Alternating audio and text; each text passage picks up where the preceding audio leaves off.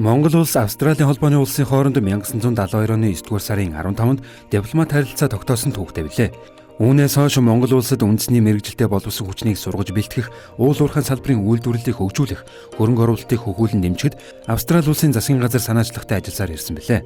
Энэ жил хоёр орны хооронд дипломат харилцаа тогтоосны түүхт 50 жилийн ой тохиож байгаатай холбогдуулан Шадар сайд Амар сайхан тус улсад ажлын айлчлалт хийлээ. Австралийн холбооны улсын Шадар сайд Ричард Марлз, аж үйлдвэр, шинжлэх ухаан, эрдэс баялагын яамны төрийн нарийн бичгийн дарга Жэйн Уркахаар Австралийн эрдэс баялагын зөвлөлийн гүйцэтгэх захирал Таня Констебл нартай уулзах үеэр Монгол улсын засгийн газар нь Австралийн холбооны улстай хөгжүүлж буй харилцаа, хамтын ажиллагаанд тэргүүлэх ач холбогдол үүдгийг цохон тэмдэглэж, ойрын жилүүдэд хоёр улсын харилцааны өнөөгийн төвшинг ахиулах тал дээр анхаарч ажиллаж байгааг онцоллоо. Улмаар өндөр дээд түвшний харилцан айлчлалын давтамжийг нэмэгдүүлэх, боловсрол, уул уурхай, эрчим хүч, хөдөө аж ахуй, батлан хамгаалах, онцгой байдал зэрэг олон салбарт хоёр талын харилцаа, хамтын ажиллагааг идэвхжүүлэх, гүнзгийрүүлэн хөгжүүлэхэд Монгол улсын засгийн газар онцгой анхаарч байгааг мэдэгдлээ. Өнгөрсөн хугацаанд манай хоёр улсын засгийн газрын хооронд болон салбар хоорондын хамтын ажиллагааг эрчимжүүлэх чиглэлээр олон төрлийн төсөл хөтөлбөрүүд хэрэгжүүлж ирсэн. Цаашдаа хоёр улсын хоёр талт болон олон талт хамтын ажиллагааг шин шатанд гаргах, өргөн агуулгаар өргөжүүлэн баяжуулахад хоёр тал өндөр ач холбогдол өгч байгаа.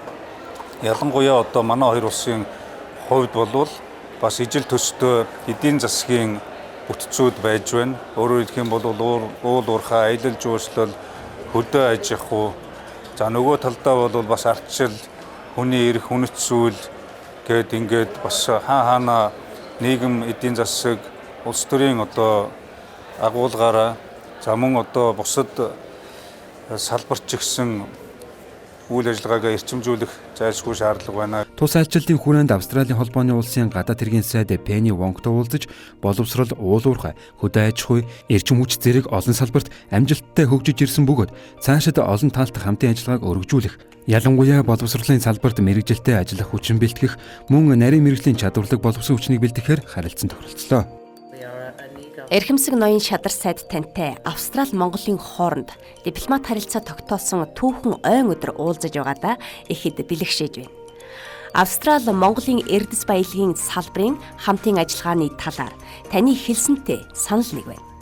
Хоёр талын уул уурхай, эрдэс баялаг, геологийн салбарын хамтын ажиллагааг эрчимжүүлэх, хувийн хэвшлийн үйл ажиллагаанд дэмжлэг үзүүлэх, салбарын бодлого, арга зүйн чиглэлээр харилцан туршлага солилцох зэргээр хамтран ажиллахдаа бэлэн байна.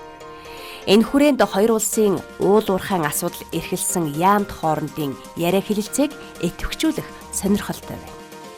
Өнгөрсөн хугацаанд манай хоёр улсын засгийн газар болон салбар хоорондын хамтын ажиллагааг эрчимжүүлэх чиглэлээр олон төрлийн төсөл хөтөлбөрүүд хэрэгжүүлсээр ирсэн билээ. Шадар сайдын энэ удаагийн айлчлалын хүрээнд хоёр улсын хоорондын харилцааг өргөн хүрээгээр хөгжүүлэх, хоёр болон олон талд хамтын ажиллагааг өргөжүүлэн баяжуулах тал дээр хоёр тал өндөр ач холбогдол өгч байгааг онцолж байлаа. Монгол улсын Шадар сайд Амар сайхан Австралийн холбооны улсад ажлын айлчлал хийж байна. За өнөөдөр Австралийн Шадар сайд бөгөөд Батлан сайдтай Ричард Марлзтай хоёр талын уулзалт хийлээ.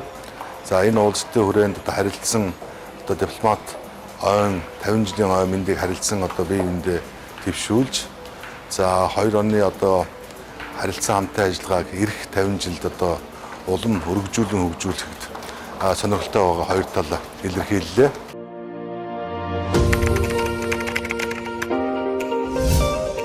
Нэгдсэн үндэсний байгууллагын гамшигын эрсдлийг бууруулах газраас Австралийн холбооны улстай хамтран тус улсын Брисбен хотно 2022 оны 9-р сарын 19-ноос 22-ны өдрүүдэд гамшигын эрсдлийг бууруулах Аз номхон нэлээд сайд нарын баг хурлыг зохион байгуулж байна. Энэхүү баг хурлд Монгол улсын Шадар сайд тэргүүтээ онцгой байдлын байгууллага, нийслэлийн иргэдийн төлөөлөгчдийн хурлын дарга Бат Баясгалан болон Орхон аймгийн удирдлага, Монголын улаан загалмай нийгэмлэг, Дэлхийн зүүн Монгол олон улсын байгууллага зэргээс төлөөлөгчд оролцож байна. Тус баг хурал нь гамшигын эрсдлийг бууруулах Аз номхон далайн бүс нутгийн платформ бөгөөд хямралаас гамшигыг даван туулах чадвар руу сэдвийн дор зохион байгуулагдсан юм а.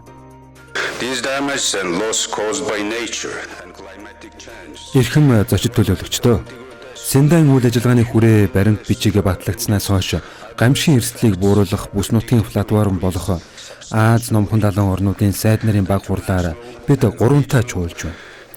Шинэ Дели хотноо 2016 онд зохион байгуулсан гамшийн эрсдлийг бууруулах Азийн сайд нарын баг хурлаар баталсан гамшийн эрсдлийг бууруулах чиглэлээр 2015-аас 2030 онд авч хэрэгжүүлэх Синдаин үйл ажиллагааны хүрээ баримт бичгийг хэрэгжүүлэх Азийн бүсийн төлөвлөгөөнд гамшийн эрсдлийг бууруулах замын зурглалаа тодорхойлсон билээ. Улаанбаатар хотноо 2018 онд гамшийн эрсдлээс урьдчилан сэргийлснээр тогтвортой хөгжлийг хамгаалах нь сэдвийн хүрээнд хуралдсан гамшийн эрсдлийг бууруулах Азийн сайд нарын баг хурлаас бүс нутгийн 2018-аас 2020 онд хэрэгжүүлэх арга хэмжээний төлөвлөгөөгөө батлан хэрэгжүүлсэн. Уур амьсгалын өөрчлөлтийн нөлөөгөөр байгалийн гамшийн эрсдэл нийлмэл болон угсарсан дагалдах хэлбэрээр тохиолдох нөхцөл байдал нэмэгдэж байгаатай холбоотойгоор тус хугацаанд бүс нутгийн орнууд эрсдлийг бууруулах, засаглалыг бэхжүүлэх үйл явцаа тогтвортой хөгжлийг хангах арга хэмжээтэй уялдуулах чиглэлээр онцгойлон анхаарсан.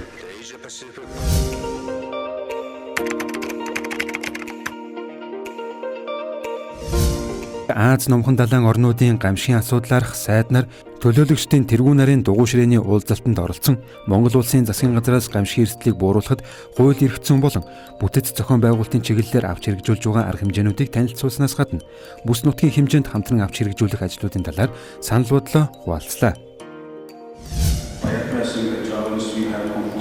Учирч буй гамшиг аюулт үзэгдэл ослыг даван туулахад бид нэлээдгүй сорил бэрхшээлтэй тулгарч байна.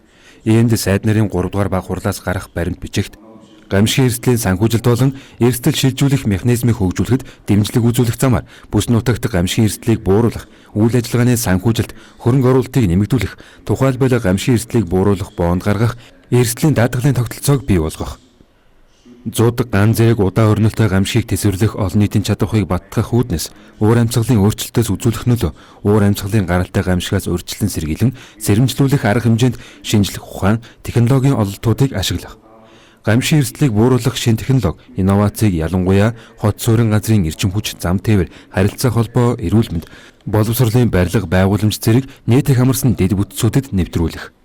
Буян тухайн нисэх буудлыг зүүн хойд Азийн орнуудын хүмүүнлэгийн тусламжийн төв болгох агуулгыг онцлон тусгах саналтай байна. За Монгол улсын засгийн газрын хувьд 2018 онд Азийн сайд нарын баг хурлыг Улаанбаатар хотод амжилттай зохион байгуулсан. Энэ хурлаас хойш хэрэгжүүлсэн үйл ажиллагаагаа сургамжаа бас бусдад хуваалцах боломжийг бас олгож байна. Тэгээд энэ хүрээнд бид хүн гамшигын эрсдлийг бууруулах Синдаин үйл ажиллагааны дунд хугацааны стратегийг Монгол улсад хэрэгжүүлсэн талаарх тайлангаа хэлэлцүүлнэ. За Монгол улсаас сар тахал болон хямралт нөхцөл байдлын үед авч хэрэгжүүлэх арга хэмжээний талаар цаашдын бас саналаа бас танилцуулах ийм боломжийг бас олгож байгаагаар ачаалмагталтай юм аа.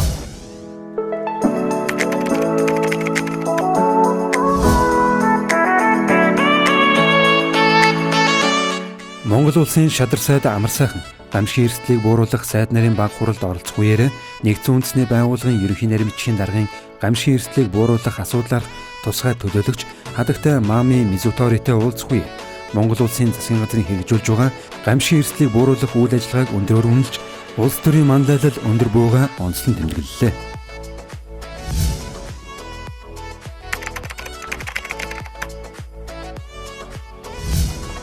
Монгол улсын шадар сайд Амар сайхан Австралийн холбооны улсын сенатор, онцгой байдлын сайд бөгөөд хөдөө аж ахуй, ой, загасны аж ахуйн сайд Мюррей Уоттай албан уулзалт хийж хоёр улсын онцгой байдал, хөдөө аж ахуйн салбарын хамтын ажиллагааны талаар санал солилцлоо. Монгол улс Австралийн холбооны улсын эдийн засагт чухал үүрэг гүйцэтгэдэг хөдөө аж ахуйн салбарын хамтын ажиллагааг өргөжүүлэх, харилцан ашигтай төслүүдийг хэрэгжүүлэх нөөц боломж их байгааг талуу тэмдэглэж, нөөц боломжийг бүрэн дүүрэн ашиглах сонирхлоо илэрхийлв. Мөн дэлхийн дулаарл уур амьсгалын өөрчлөлтөөс улбаалсан байгалийн гамшигт үзэгдлүүдийн эрсдлийг бууруулах, энэ чиглэлээрх Аз номхон далайн бүс нутгийн хамтын ажиллагаанд идэвхтэй оролцох, харилцан туршлага солилцох нь ач холбогдолтойг талууд тэмдэглэв.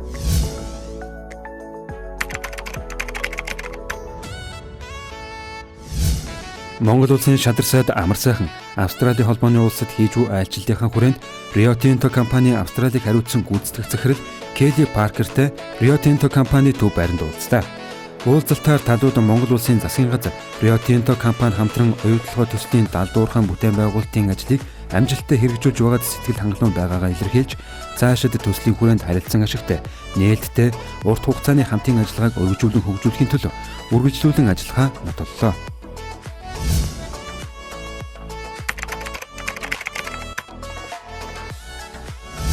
Гамшин эрсдлийг бууруулах Азийн сайд нарын 2 дугаар баг хурлыг 2018 онд өөрийн орон зохион байгуулсан Монгол Улсын засгийн газар халаага Австралийн холбооны улсад аль биесээр хүлээлгэн өгч, Синдан үйл ажиллагааны хүрээ баримт бичгийн хэрэгжүүлэх талаар тодорхой агцтай ажилласнаа бүс нутгийн улсуудад танилцуулсан нь үр дүнтэй ажил болсон юм. Монгол Улсын шадар сайдын Австралийн холбооны улсад хийсэн энэ удаагийн айлчлал хоёр улсын өргөтгсөн түншлэлийн харилцааг шин шатанд гаргах, уул уурхай, хөдөө аж ахуй, аялал жуулчлал, эрчим хүч, боловсрол, батлан хамгаалах, онцгой байдал зэрэг олон салбарт хамтын ажиллагааг өргөжүүлэн хөгжүүлэхэд чухал ач холбогдолтой боллоо.